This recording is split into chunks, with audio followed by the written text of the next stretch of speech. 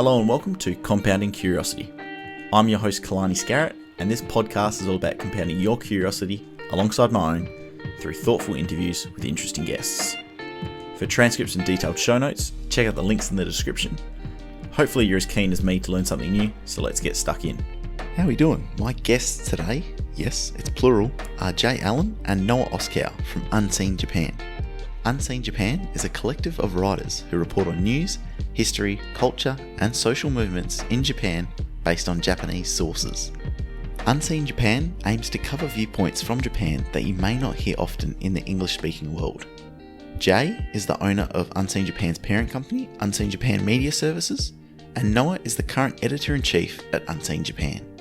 In today's conversation, we cover the story behind Unseen Japan, what it's like running a collective publication, and the business behind it all.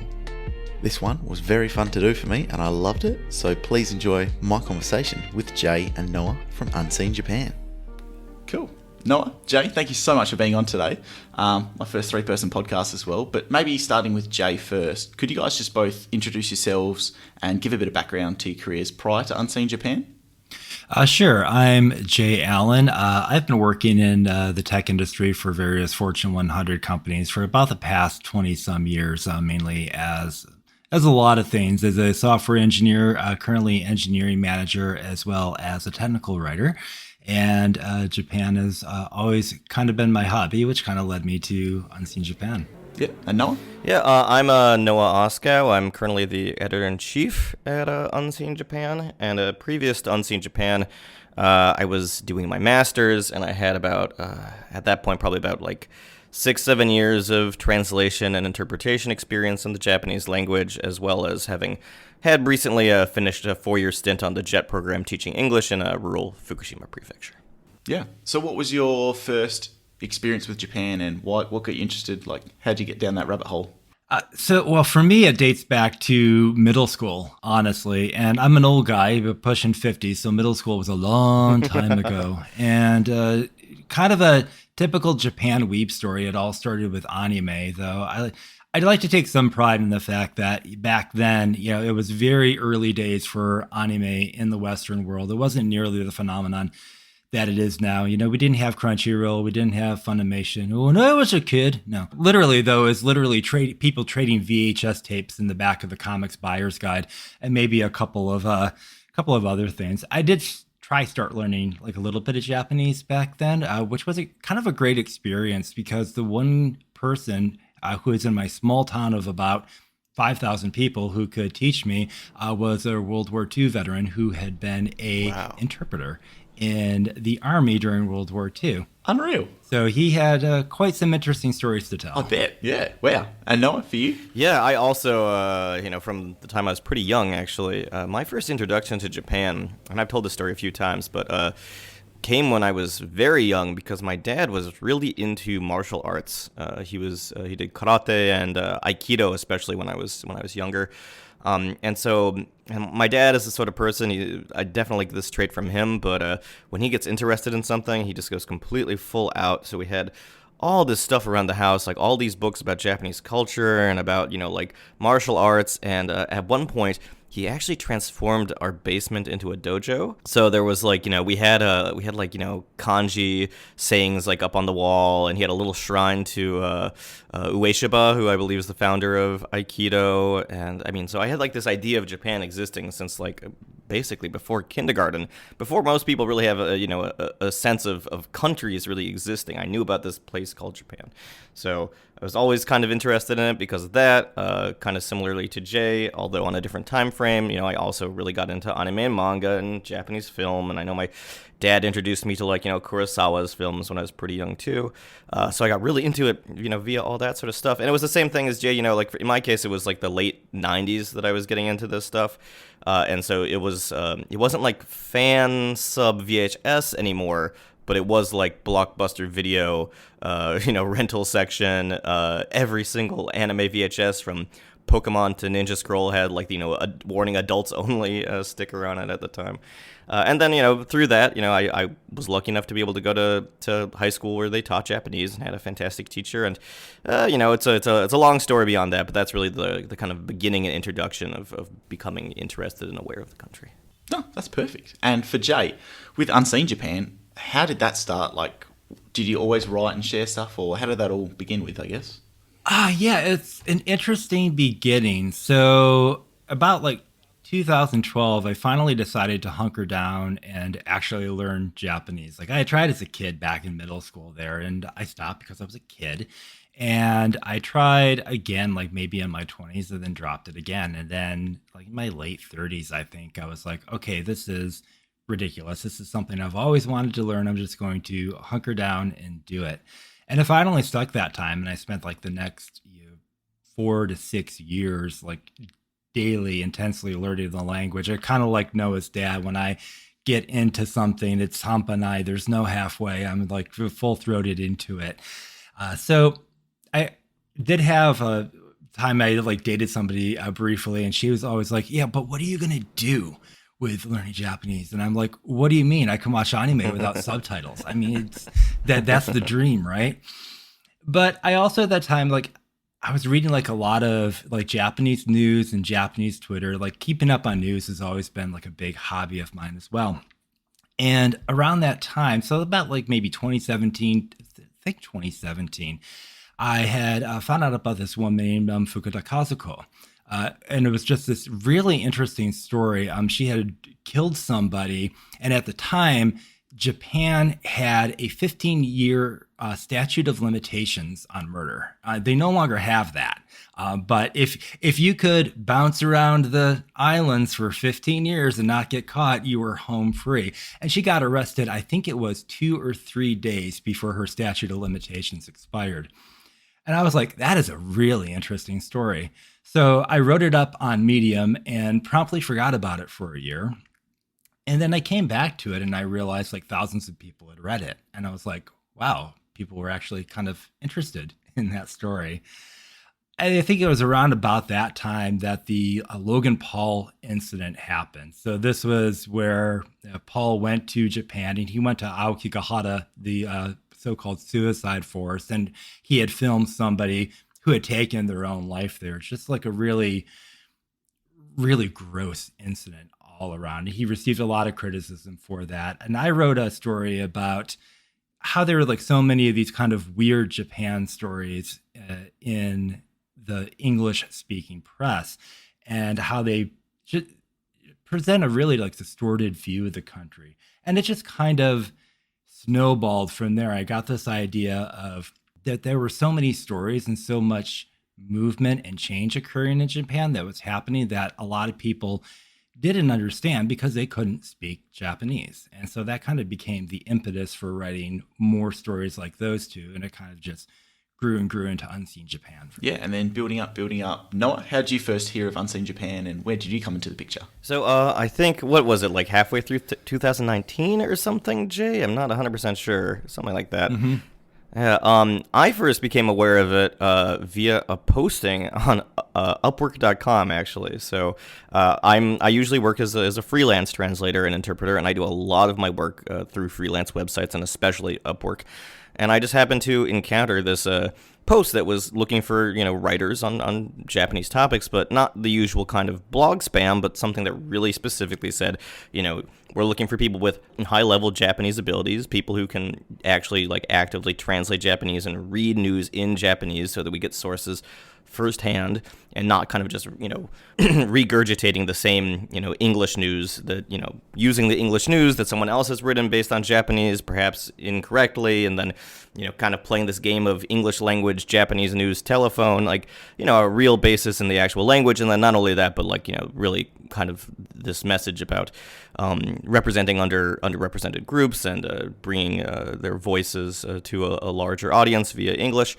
So I encountered, this posting, and I was doing my master's at the time in Europe, and so I was kind of back into the swing of writing in an academic sense.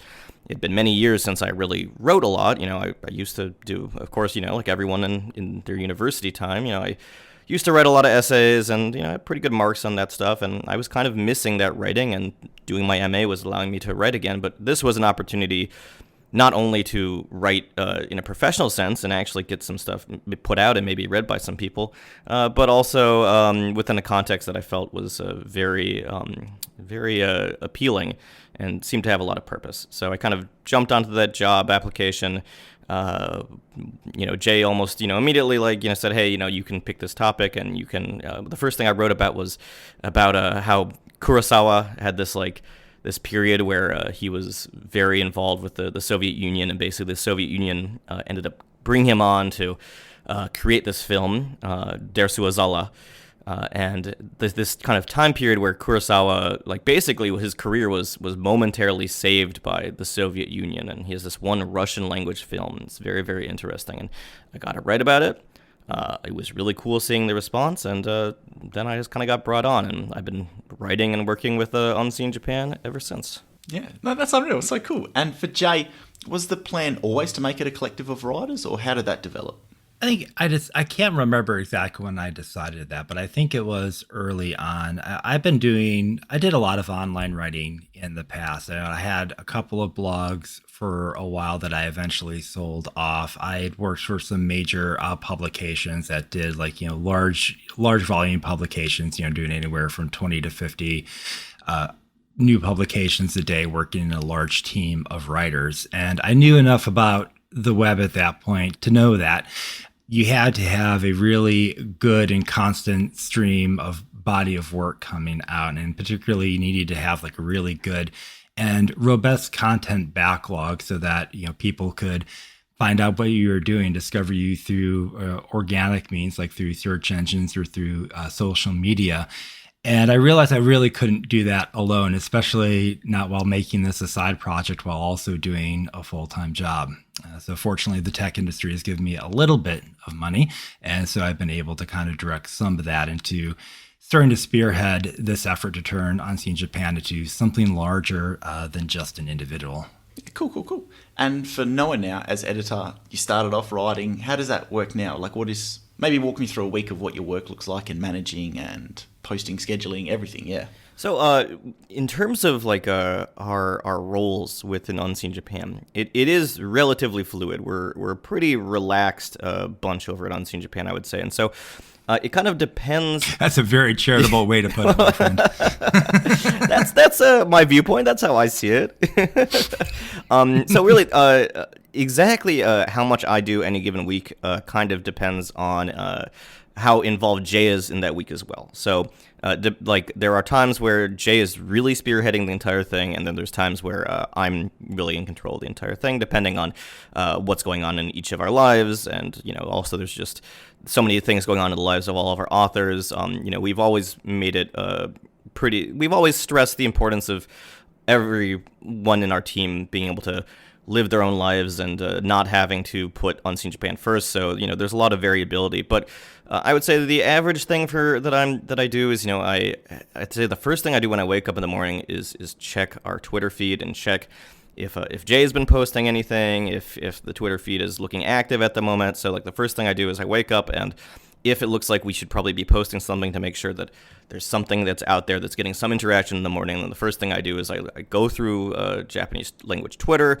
I look for interesting posts. I look for interesting news. I look for interesting photos that I can retweet, add commentary to, add extra information, so that not only are we retweeting Japanese users and maybe translating what some people are writing, but that we can also give some context, whether societal context or linguistic context or historical context to what is being shown, so that we're kind of giving some interesting value to whatever we're posting beyond just kind of using, pushing somebody else's content forward, making sure that there's some additional meaning to it as well. So I put in the work to make sure that the Twitter is looking active. Then, of course, we know we have our group Slack, and so there's checking what people are writing and trying to, if something looks really interesting, trying to see if anyone wants to pick up a certain topic to write. Depending on the day, then I may be writing something at some point during the day. My main occupation is still the translation and the interpretation. So once I've gotten that work done, then hopefully I have some time to write something myself. Depending on the situation, if I'm really dealing with most of the editing at this period of time. Then if somebody has something that's ready to go, then they send it over to me. I do the full editing and, add in the, fine photography and probably use, put a thumbnail together or something like that and get that out there. That's the general gist, of what I do. And it just kind of depends on whether Jay or myself are kind of in charge at the moment. And just curious, as a follow-up, either Jay or Noah, how do you view, post-mortem your work? Do you ever go back and review what's worked, what hasn't? How do you view analytics? All the time. So I'm very big on backlog curation and keeping the backlog up to date. From a simple search engine optimization standpoint, that is a big thing that search engines like Google look for. Is your content fresh? When was the last time you touched it? In terms of the analytics, definitely we do a lot of reposting. So we use some tools in the back end that help us to manage basically posting stuff out from our archives, and we keep a look at the analytics of that to see what people are actually interested in, what's getting their interest for sure. That works really well too, because we have such a constant influx of new people on social media, particularly Twitter, which has always been our fastest growing social media platform. So we could have posted something. There's two phenomena I see. One is we could have posted something 3 years ago that got a lot of interest, but somebody who just heard about us 2 weeks ago has never read it, so they're like, oh, great, new piece of content I get to discover, get to learn about some new facet about Japan. The other is we might have a post that maybe even didn't do so well in the first go around, but then it gets retweeted and it just it hits the social media algorithms just the right way at the right time, and all of a sudden it garners a lot of interest. I think Noah's post that he talked about, he wrote this fabulous set of essays about Kurosawa and his Russian period, for lack of a better word. And when it first went out, it got some modest traffic, but I think it was the second or third time that we pushed it out, it actually got picked up by a big kind of film interest site on Twitter, and it did a lot more traction that second time around. Oh, cool. And again, a follow-up, why do you think Twitter works so well for what you guys write about? Because I know Japan has a very large Twitter audience, but for you guys, why do you think it works so well? You want to start with that one? Yeah, I can just have my little assumptions, and I think Jay, honestly, you probably have a more in-depth view of this, especially having been the one who started the Twitter account and who has really brought it to the extent that it's gone to. I think Twitter is, as an application and as a place for people to be able to discuss things. I mean, it is so geared towards discussion and so geared towards the retweeting and this engagement that it kind of can be a particularly passionate form of engagement. And the nature of a lot of our topics and a lot of things that we cover are things that people, it's not just we do politics and we do all sorts of stuff that is somewhat, I guess maybe a little bit dry, but a lot of what we do is stuff that people are very passionate about. People have very strong opinions about, perhaps in a good way and perhaps in a bad way. But as a result, there often is a lot of discussion that takes place, and there's a lot of, and the nature of Twitter is kind of like a emotionally charged and engaged platform. I think kind of really works for Unseen Japan because we cover a lot of topics that people think are important, and as a result, people really get into those subjects. I think that's probably part of why Twitter has been in some ways so good to us. Yeah, and I would build on that, and I think that's correct. And I would also say that, to your point, Kalani, because so many people in Japan are using Twitter, it's a really fertile ground for exactly the kind of thing that we set out to cover in the first place, which is what are people in Japan doing? What are they talking about? How is the culture changing? What are the current debates? You can get a lot of that. Like Noah said, first thing in the morning, one of the first things we do is we look at what's trending. What are the trending topics in Japan? And that gives you really good insight that's kind of setting the tone of the news coverage and the conversation in the country for a week. And that makes it really easy for us to do. I think another part of it is that for what we do, Twitter is a great micro content platform. And I think one of the reasons our Twitter has grown the way it has, I look at other sites, there's major publications Huffington Post, or in Japanese, things like Asahi Shimbun, and they have more followers than we do, but you look at their engagement, and their engagement is like on a lot of posts almost nowhere to be seen, unless like one or two things they post tend to go. And I think that's because most of those sites are using their Twitter accounts basically just to post links. And we do more than that. We post translations of tweets that have taken off or trended in Japan. We post a lot of the content that we do on the website started off as a tweet we do as a quick translation of the headline of a news article, and we decided to give it more in-depth coverage on the website. We're not afraid to be opinionated and let our opinions be known. And people really vibe with that because it makes it feel more like a group of people and less like a brand. So I think all those things combined have helped to really make Twitter a successful platform for us. Yeah, no, I'm so glad you mentioned that because I was scrolling through the Unseen Japan Twitter feed and you guys get really good engagement. Yep. There's like analysis, there's translation, there's also humor. There's a lot of humorous posts that I love as well. But it's like, people would kill for that kind of engagement that you guys get. Yeah, it's really nice to see, and it really also helps put wind under our sail. I'll speak personally for me, and maybe Noah can put his opinion in, but for me, it's also very hardening as a content creator because I know we're going to get talking to the monetization side more in a minute, but the monetizing side definitely grows like a lot more slowly. And there can be times when we're like, oh God, this is a real slog, and it can feel like really difficult to go forward. But then you have something like the Twitter engagement and you're like, hey, people like this. People find value in this. This is a good thing that we're doing that we should continue to be doing. So it's a real morale booster, at least for me. And Yeah, that positive feedback is really quite wonderful. And of course, we have had our fair share of not so positive feedback.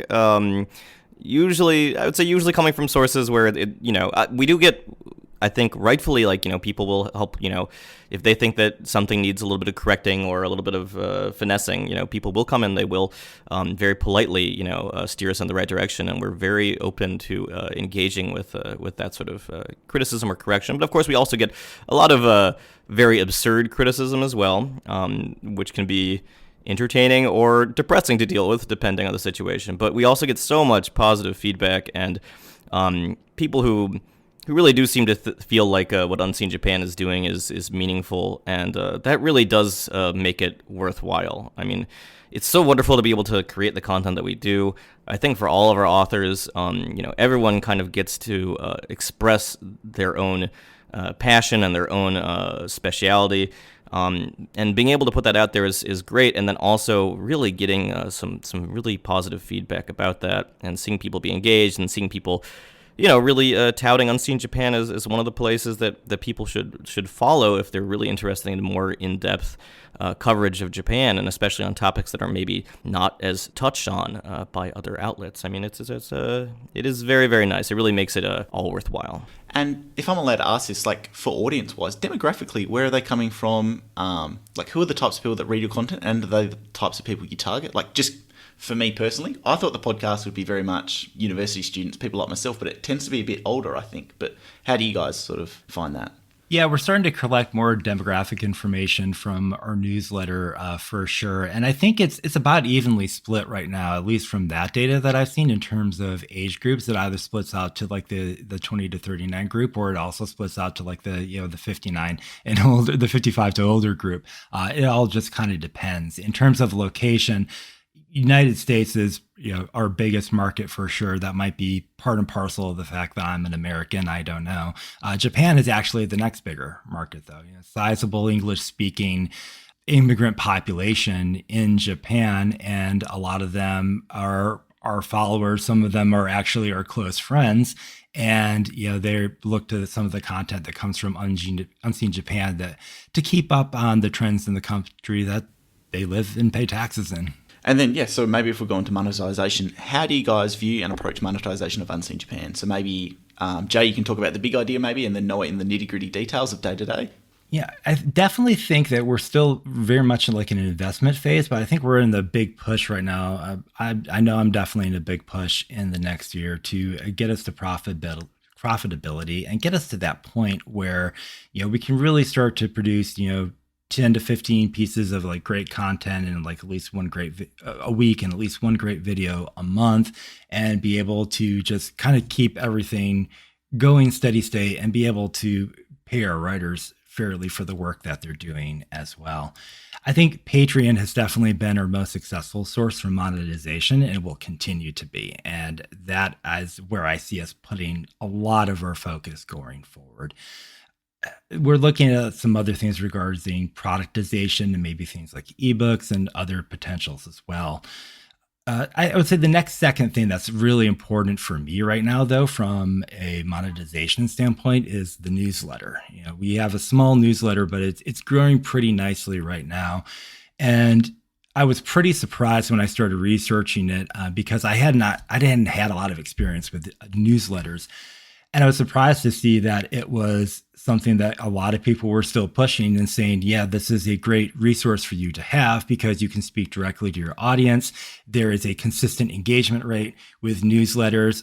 You do not run the risk that you do with Twitter or Facebook of suddenly being suspended or nerfed or having the promotion algorithm change and completely undermine your business. So the other nice thing I see from the newsletter, I read this metaphor early on. I was trying to figure out how to market our Patreon and how to market a membership system in general. And I can't remember who said it, but I remember this great content from a marketer who said, Patreon or a membership is marriage, and you don't propose marriage on the first date. And that metaphor kind of really stuck with me. And so I definitely view the newsletter as kind of our gateway drug, get people in, have them reading the newsletter every week, put that out there as a free service, but then also turn around when the time is appropriate and at a reasonable volume and use it to also say, hey, you've been a subscriber for 4 to 8 weeks. You seem to love what we do. Would you consider helping us do more of that? That's something that I found is very successful in growing our membership system. Yep. And Noah, how are you finding it? In terms of monetization, what I'm involved with is absolutely the Patreon. That is the backbone of everything we do. That is how we're able to pay all of our authors. That's how I'm able to pay myself to a certain extent as well. Really that is the direct source of the support that we get from our members and from our readers who really care about what we're doing. And the Patreon has fluctuated as well. So there's been times where, that in of itself can supply a lot of writing and also, some videos. And there's times where it's ebbed and, we have to be a bit more judicious in terms of what topics we go with and how many articles we're able to put out per week or per month. But ever since it's been started, it really has been the way that we've been able to have an income for the site and then basically distribute 100% of that back to the authors. We have, with the YouTube and stuff, there is a certain degree of monetization as well, but it's still not enough to really be able to support anything in of itself. So the Patreon is really just the Patreon is really where everything comes from as far as I'm concerned. Yeah, no, the Patreon is honestly one of the best ones I've seen because a lot of people put no effort into the Patreon. It's just more I don't know, a fan club that's very minimal effort. But maybe Noah again, what do you think works when offering a Patreon? And maybe Jay can chime in after. But yeah, what do you think works when offering that? Of course, we have our own, we have member-only articles. That's a really big thing, is that we have a lot of content, both essays and articles, news articles, and I've written some, 6,000 word historical essays that go directly to that Patreon. And so we offer a lot of content that I think is quite interesting. And when people start to read it, they want to be able to keep on reading it. And I think providing that sort of really high quality content specifically for the members, I think that's a very big bonus that we have there. And in terms of collecting, getting more people involved, really we're offering a bunch of interesting new things as well from the Patreon. And I think that the nature of our site is a site that kind of has, if not a mission, at least a specific kind of purpose to it. People really do seem to react to that quite positively. And I think that more than perhaps on other sites, it really inspires people to lend a hand and help us to continue and help us to continue creating the content that we're able to create. I think having that sort of meaning to our content really does help in creating a fan base that can support us. Yeah. Anything, Joe? I definitely agree about the exclusive content. I think that is our number one thing that really pulls people into the Patreon. I think we have a couple of other perks as well, like social media promotion, like our $25 level. If you hang around for a bit, you get to actually request an essay on a topic that's near and dear to your heart. And people seem to really like those kind of perks in the exclusive content. And it's also, we've been able to set it up pretty nicely technically. So we use WordPress to drive the entire website. And there's some pretty good Patreon integrations that basically allow us to have like the content on the website, but have it locked in WordPress until somebody unlocks it with Patreon. That allows us to keep like this really nice body of member exclusive content that is residing on the site. So if you come to Unseen Japan from any other pathway to look at any other article and you start clicking around, you'll eventually are going to find the members only portion. It's one of the 3 things that are up in our navigation menu when you come to the site on desktop or mobile. And so I think that really kind of pulls a lot of people in. I think the one thing I want to work on with the Patreon is making it feel more like a community. And we're talking about ways that we can spearhead that as well. So we're talking about, for example, doing things like a Discord get together once we hit 50,000 followers on Twitter, which I think, Noah, we're like 490 something from right now. Close. So we're getting tantalizingly close. So yeah. Yeah, and you mentioned exclusive content. How do you decide what gets put behind the paywall? Is it broader mass market stuff? Yeah, I don't know. $1 million question. Yeah, I mean, we have like debates about this on Slack, or I don't know if it's if it's appropriate to call them debates. It might be more like me going one way and then the other, just on a recurring basis, and Noah just saying, "Yeah, whatever you want to do." From one thing that I consider is I do consider, like, we do a lot of like keyword optimization and going for like the long tail keywords as part of our content strategy. So what key question is, if I'm writing about a topic, is this like a really gettable keyword? And we have SEO tools we use for that let us see, this is like the search volume for the keyword. This is the likelihood that your site could potentially rank for it in the search engines. And if it's going to be something that we feel is going to draw people in a lot, it will likely become just a publicly available essay. More niche topics, I think we definitely will say, like Noah said, if we think something's like just really, it's really something we want to write about because we're Japan geeks and we think it's really cool and interesting, that kind of stuff I think we will tend to push more into the Patreon, because the people I think who are subscribed to the Patreon are a lot like us in that regard, and they'll appreciate that content even if a wider mass audience doesn't. So we've talked a bit about, you've briefly touched on going into video. So maybe Noah, for the logistics of that, why go into video, and what was some of the, what was that like going into the video space from text only? So I, like so many people of my generation and beyond, I love YouTube. I watch a lot of YouTube and I love video essays.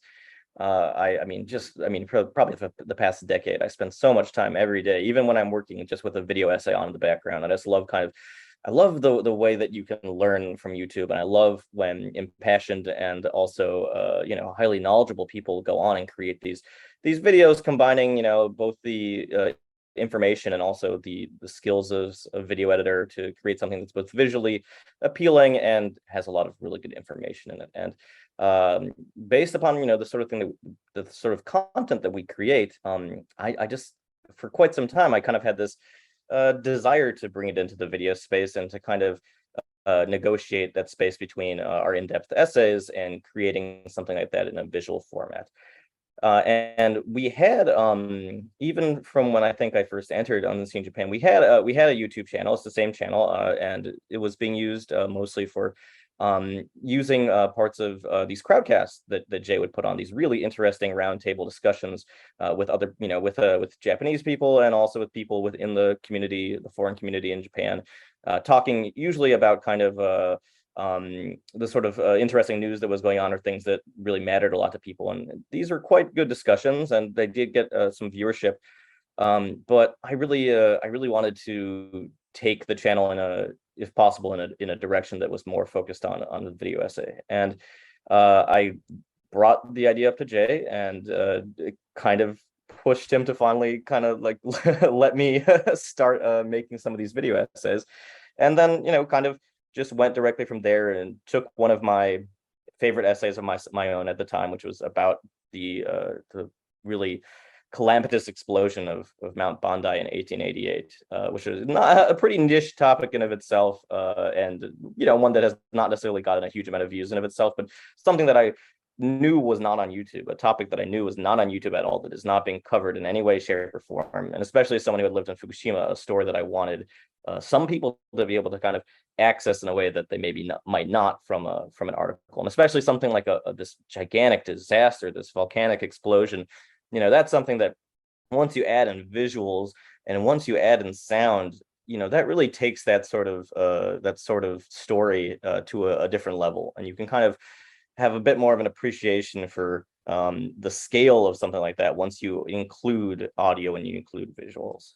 So I started with that, and thankfully, the reactions were quite positive, kept on going. And I mean, especially once I put out the video about the Jewish folk song that's, everyone in Japan knows, that's been by far our biggest video. And I think between that article and the video, I think is all told, probably our single most successful piece from Unseen Japan at this point. There's some contenders that are very close, but I think that in total, it is now actually our single most popular thing that we've ever put out. And thankfully, I mean, like, the channel is still not huge. It's still not that big, but we've gone from 70 subscribers to, we're gonna hit 7,000 this month. Definitely a good start. I know we're heading straight to 10,000, which would be a major milestone. And it's just so much fun, and especially now that I mean, not only has it been so much fun, like, improving as an editor, and also like kind of I do a lot of professional video editing on the side as well for other creators and for different companies. And I mean, that's a great other source of work and income, honestly. And that's all thanks to starting the YouTube, or like, really engaging with sort of content on the YouTube channel. It's also, I mean, now that I'm back in Japan, that means that I can go out and get footage of the things that I'm talking about. I can go to the places I'm talking about, and I can get, like, real visual content, instead of having to scour the internet for historical imagery, which of course I still want to do with everything that I create, but rather than just having to find something that is both something that we can actually use legally, or within the context of what YouTube allows, but that fits within the extremely in-depth and very broad context of whatever I'm talking about. Like, it's so great being able to go out and just get footage of the thing that is being discussed, the history that's being discussed, the place that's being discussed. So, I mean, it's very exciting, and it just makes me want to keep on creating, more and more stuff. And especially for niche content, I've had a similar problem trying to cover like a fire in Singapore, that it's just like there is no sources to use. No, yeah. Yep. Especially, I mean, visually, like, it is so difficult to get something that really represents what you're talking about, unless it's in like the most kind of like vague way possible, right? So it's great having direct access to something like that. Yeah. Jay, anything to add? Or No, I mean, Noah has just done this fantastic bang-up job of the YouTube channel.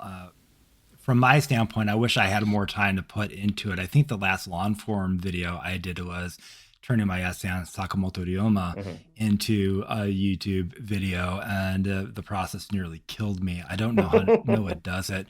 Honestly, it's a ton of work to create a single video. I now know why, like, major YouTubers, a lot of them are only putting out one thing a month, because it's about all you can accomplish in a month. If you're doing anything like 30 minutes or longer, I mean, the amount of editing that goes into that, the amount of tweaking is just absolutely insane. insane. I think my focus, as Noah said, the original impetus for that was a lot of the live streams that we did, and I think I'll be reuniting with our long-term friend Sachiko Ichikawa to resume doing some of those live streams. I definitely wanted to try to get the channel back to keeping, definitely have the majority of the channel, 3/4 to 7/8 of it being the kind of video essays that Noah is so fantastic at producing, but also get the discussions and start to kind of leverage the community a bit more and involve them in live discussions on topics as well. It's really nice to also have that occasion to take some of the things that we've been writing about and go a little bit deeper into it, share our personal thoughts, connect it to past stories we've done and that sort of thing. And this is a selfish question just for me, Noah, but what do you edit with? I'm currently using Filmora. I'm using Filmora 9. Yeah. I've used Adobe in the past. That when I my history of film editing begins with being a high schooler and just making really stupid movies with my friends. We used to use Adobe, and I learned how to edit via making these absolutely inane videos. We would compile we create an action film amongst ourselves, and then have screenings with 30, 40 friends or something, and that was a lot of fun. Adobe is great, and Adobe is also comparatively expensive, and Filmora is very functional and also a great one-time price. So I've just been using Filmora. I'm thinking as the kind of ideas that I have become more complex when it comes to editing, I think I might have to switch over at some point to go back to Adobe. But we'll see. For the time being, Filmora, it's functional, it's good. I enjoy using it.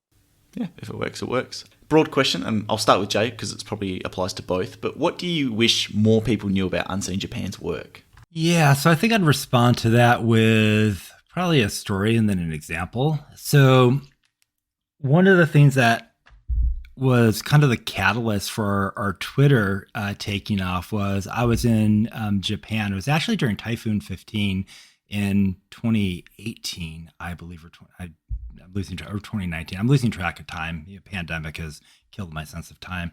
But major typhoon hitting Tokyo in a rare fashion. And around that time, I was just in a Tokyo train station, and there was a billboard for the Japanese Red Cross there, and it featured a manga character called Uzaki-chan, and fairly amply bosomed character, making kind of a suggestive suggestion, "Oh, you afraid of a needle, big bro?" That kind of thing. And I was like, a little evocative for being out in public. And I'm a sex positive kind of guy, but on this other token, public spaces are public spaces, and they need to be spaces that everyone feels comfortable in. So I just kind of took a picture of that, posted it on the Twitter, didn't think anything about it, woke up the next morning with a typhoon barreling down, and Twitter saying, "Do you want to mute notifications? Because you're getting a lot of them." And the entire right-wing anime weeb contingent of Twitter was descending upon our social media account. Now, I think that's the kind of the start of the negative attention that Noah noted. But at the same time, we shared that it actually became news in Japan, and a lot of feminists and women in Japan were chiming in, basically saying, "Yeah, we have a problem with this. We always have." And there's one prominent feminist who contacted me, Ota Keiko, and she's like, "This is a repeat of several incidents in the past." And she, fed me the other incidents of sexualized characters being used in public promotion, several cases where, the promotion had to be redacted and taken down because it was so controversial in the country. So that's all leading up to say we had all these people coming and saying, "Well, you're trying to change Japan." And we were like, "No, Japan's trying to change Japan. And Japan has been trying to change Japan for years." And so I think one of the things I'd like people to know is that people come with these misconceptions, whenever you point out something that might seem like it's an antiquated idea in Japan. They're like, "Oh, you're trying to change a centuries old tradition." And in a lot of cases, the centuries old tradition that they're talking about is something that usually dates back to about 1880 or 1890. Japan was kind of like a loosely unified country under the Tokugawa regime for 200 and some years, but it was basically kept together through threat of force. And what we consider as modern Japan kind of coalesced in the Meiji period. And as a result of that, they took a lot of laws that they actually just mirrored off of European and American laws at that time. Really great example of this is the spousal surname issue. So currently in Japan, under Japanese law, if you are a Japanese couple, you're both Japanese citizens, and you get married, you have to have the same last name. It can be the husband's or it can be the wife's, but it has to be the same. You cannot have separate surnames. Doesn't apply to mixed nationality couples, but does apply to Japanese citizens. This is based on like old German and other European laws that are since defunct. Those countries have repealed those laws. They've repealed them decades ago in most cases. Japan still has it on the books. And like the last polling I saw on this, over 69% of the Japanese public wants to change it. But the Liberal Democratic Party, the ruling party in Japan, which is in a lot of cases neither liberal nor democratic, is digging in its heels, and I think partially in pressure from or under influence from the global right wing. So a lot of people they'll come and they'll say like you shouldn't be trying to change Japan, and it's like Japan has always been changing, and a lot of the things that you think are actually ancient Japanese tradition are themselves recent changes. No, that's a great story and great example. Noah, can you follow that up? I think Jay's example is fantastic. It really shows what is important for us as a site, and I think that a big what we're trying to do is not necessarily it's not about expressing our own opinions as much as it is reflecting the fact that there is an incredible diversity of opinion within Japan itself, and a diversity of both people groups and of political opinion, political thought, or lack of political thought. And that diversity within Japan, that's the most important thing I think that we try to stress with Unseen Japan. In terms of the website in itself, and in terms of people's perception of Unseen Japan, there still is this belief that exists out in the ether of Twitter that Unseen Japan is like, there is this person Unseen Japan. Like that there's this guy, and I mean, of course, people are essentially imagining Jay, but even then, the imagination of Jay is not the real one. There's just this person named Unseen Japan that people think exists out there, but the reality is that that we're a collective of authors and people who are involved with the site, and there's like every one of our authors, like they're also incredibly interesting. They all have specializations. They all are experts in something, and they all have topics that they really care about. And it'd be nice, I think that it'd be great if there was attention paid to the variety of authors that we have, and to like what makes each of them so special. So I hope that people have a chance, like when they're reading our website, to kind of pay attention to who's maybe writing what you're reading, and maybe go into their backlog and check out, like for example, Nairi Bakalian is one of our authors, and she has a PhD in the history of the Boshin War, and the history of like the war in the Meiji era, or they created the Meiji era, and especially a specialization in northern Japan and Tohoku, and that period. And the stuff that she writes is so interesting, and from a very specialized background academically. This is sort of stuff that you really are going to have a hard time finding written in English, and especially not behind the paywall of some academic journal. And so there's such amazing stuff to read there. And yeah, I hope people have a chance to really pick out your favorites amongst our authors, and follow them individually as well, and beyond just the idea of the person Unseen Japan. It's interesting because it really does, it swings one way or the other. As soon as it's a collective, people sort of get lost. But if it's one person by themselves, people can really put them on a pedestal. Well, yeah, put them on a pedestal. Oh, no one's putting me on the pedestal, no. Quite, I think they're trying to put me under the pedestal. Yeah. I mean, there's entire conspiracy theories about this person Unseen Japan. Conspiracy theories that combine aspects of myself and Jay. People really seem to have a hard. I'm Jewish, apparently. Yeah, apparently you're Jewish. Apparently you're Jewish, and apparently I control the site, and the entire site is my secret plan to distort the social fabric of Japan. So, and I mean, there's all these other theories and like complete misinformation regarding who this person on Seed Japan is. Both entertaining to to kind of encounter every once in a while, but it's a little bit frustrating. It's one of those things where you see somebody saying something that is just so unbelievably ridiculous, and you want to jump in, but getting involved in that sort of stuff in Twitter is just not the right decision to make. So yeah, I hope people can be more aware of the reality behind our very recognizable avatar. Yeah. Yeah. I'm very conscious of your time, so I'll give one last question. But undervalued life experience, especially for young people. So, what do you think is a skill or an experience that you think young people should have? Yeah, I'll just jump in really quickly. I'll say something that I think is very stereotypical for me to say, but I really hope people have the chance to, especially in this pandemic era where it has become much more difficult to travel and to meet people, and to have these kind of intercultural experiences. I think for young people, it's extremely important to be able to get out there and to experience the world and to experience how other people live and to experience other people's perspectives. The first time I came to Japan was as a homestay student in high school. So I was able to come to Japan. I went to high school here for about 3 months. I lived with a Japanese host family. Uh, I spoke English maybe 3 times over the course of that 3 month period, and it was incredible. I mean, that was really like the beginning of my real experience with this country. The real experience, not just kind of imagining it from afar via the lens of media, via the lens of anime. Although I was pretty surprised to experience just how much Japanese high school resembles certain aspects of anime. I mean, it's being reproduced in a somewhat faithful way, in kind of in a surprising sense, actually. But that was, I think, probably a very life-changing experience for me. I think that really grounded my appreciation for people in Japan and for the country itself in a real way. And I'm sure that if I had not had that experience and then also had the experience of being here in college, my life would be completely different.